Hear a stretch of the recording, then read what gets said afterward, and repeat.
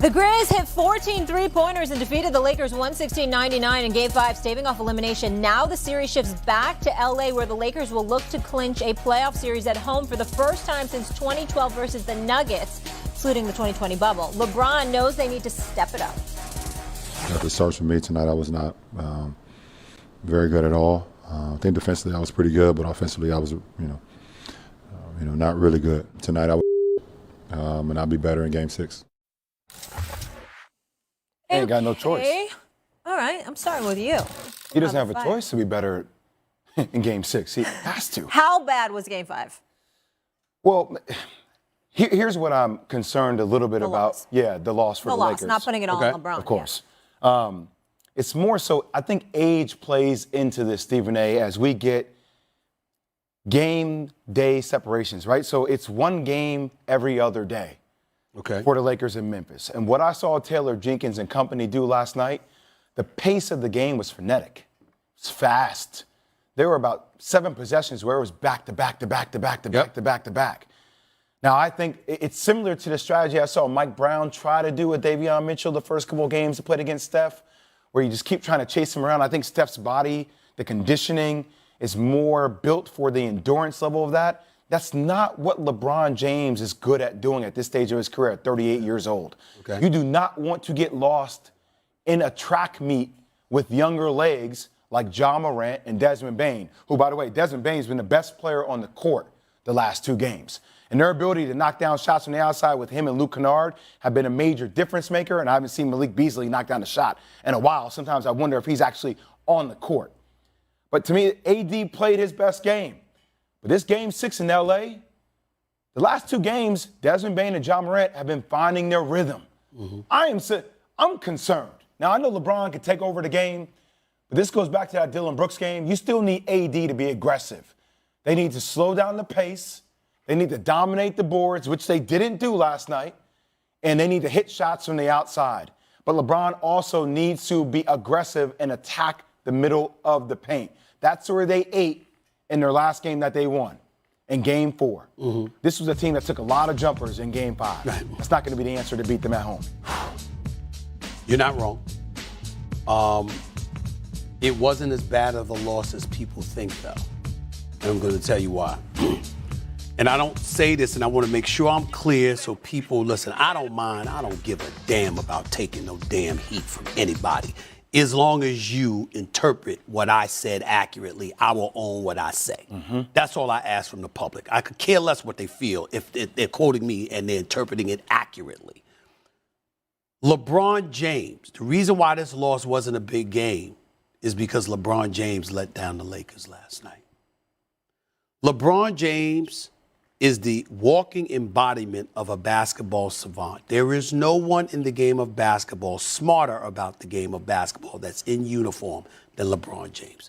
I have never heard anyone say otherwise in the last several years. There's brilliant basketball players all over the place, but none more brilliant than him. I'm talking about the thinking of the game. I'm talking about his mind. And to me, when you look at the pace, here's the thing. You saw, like you just point out, Memphis running the ball up the court. Did you know that the Lakers are averaging like 18.2 fast break points per game? They literally are leading all playoff teams in fast break points. So you're looking at the pace and you're like, wait a minute. They look slow. They look old. Memphis is running them out of the building once, when they went up like that 25, 26-2 run. You know what I'm saying? It was like 75, 74, late third, early fourth quarter. We get that, right? And you look at how fast Memphis appeared in those moments. But for the most part, the Lakers obviously have been leading everybody with fast break points, particularly in this series, which is a lot easier to do because you get easy baskets while wait for a half break setup when Steven Adams and Brandon Clark are no longer there. Yeah, you could attack in the interior, but if you push it with you, so you're saving his legs to some degree as well. So that helps. But here's where I bring up LeBron. Because LeBron is so brilliant, and LeBron knows himself better than anybody else, LeBron knew he didn't have it last night. So LeBron kind of caved right now. Look at him right now. I wrote this down. It's 127 players this postseason with at least 23-point attempts. LeBron has the second worst three-point percentage of anybody. He's 6 for 36, 16.7%. That's what he's been going through. And so when you look at it from that perspective, if he's feeling himself and he knows he don't have it, but he also knows Memphis got it this night, he's smart enough to know, I just don't have it. They got us. I got to be ready Friday. That's why I'm not considering this like a catastrophic loss. I predicted they'd lose this game. I didn't think it was going to be because of LeBron. I knew AD would have a good game numbers-wise, but I certainly didn't think LeBron was going to play that badly. But I that saw he didn't have it and said, guess what? I got to get myself ready for Friday because he knows you don't want to go back to Memphis for Game 7. Let me tell you something right now. Anthony Davis, I mean this figuratively, not literally, but Anthony Davis might start crying just because he'd have to get back on the plane. With them legs, you know what I'm saying? With all of his injuries and stuff like that, he don't even want to get on the damn plane. I mean, he like, no, we can't make another. I'm just talking about the trip. I'm not even talking about the game. I'm just talking about the trip, the 4-hour trip that you got to fly back to Memphis. He don't want to go through that. LeBron don't want to go through that. They got to win Friday. They got to win Friday night. I believe the Lakers' season is on the line. The Lakers don't win Friday. They damn sure don't win Sunday.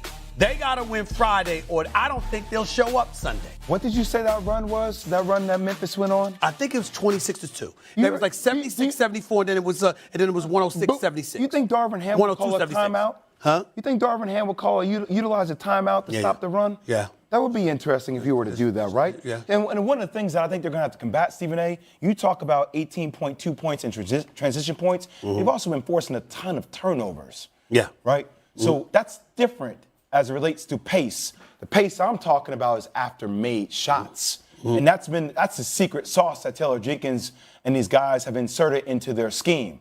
You're seeing as soon as a shot is made, look how fast it is that Ja Morant gets the ball up the court.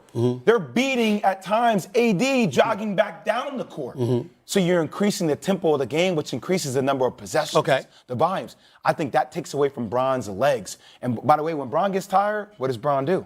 Settles for threes. That's right. So that's something for them. If you're talking about reverse engineering it, they need to find some way to think through that and slow it down. Only Kevin Huerter in Sacramento has been worse than LeBron in these playoffs from threes. So when you look at it from that perspective, you got to take all of that into consideration. But at the end of the day, this is LeBron James. I have no doubt in my mind LeBron James is going to show up Friday night. Oh, I agree. Because he knows what's on the line. They ain't play. They're not beating Memphis in a Game 7, in my humble opinion. I can't see it. I can't see it. Not the way Ja Morant coming at them. Not the way Desmond Bane's been coming at them. Not the way Jaren Jackson Jr. has been erasing everything in his vicinity. It ain't going to happen. Okay? So I just look at it from that perspective. Friday is their season. They got to get it done. LeBron knew that ahead of time, meaning he saw how he wasn't feeling, and he said, yo, I don't have it. We got to get this done Friday. I think that's what happened last night. And that game's on ESPN 10:30 Eastern. You'll be all over that coverage. You'll be in LA, right? Well, we got to do countdown. We got to do NBA count. We got to do an NBA countdown. LA. The game's on ESPN, but NBA countdown's on ESPN too. We got to do NBA countdown on there, and then I'll be going back and forth from there to the game. Are you going to do the strut walk across the court? Because I know you do your strut walk. I don't ain't no strut walk. No, that's how I walk. Strut walk. That's just how I walk, baby. I mean, I'm just me. I just do me. That's all. That's all. You know, they gonna know I'm in the building. I know that everybody know I'm in the building.